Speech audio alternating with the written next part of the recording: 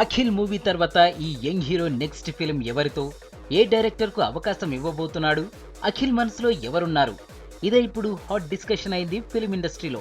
Akhil movie release date కూడా confirm అయింది.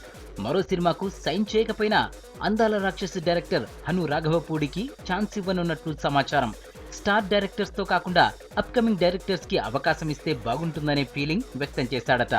ఇటీవల ఫ్రెండ్స్ దగ్గర కూడా ఇదే విషయాన్ని చెప్పాడంట అక్కినేని హీరో. ఈ లిస్ట్ లో హను పేరును ప్రస్తావించినట్లు ఇండస్ట్రీలో టాక్.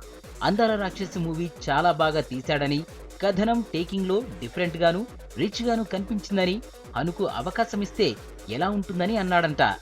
యాక్షన్ లవ్ బేస్డ్ గా 2 స్టోరీలు ఉన్నాయని, వాటిలో లవ్ స్టోరీకి ప్రయారిటీ ఇచ్చి చూద్దామనే ఆసక్తి చూపాడంట.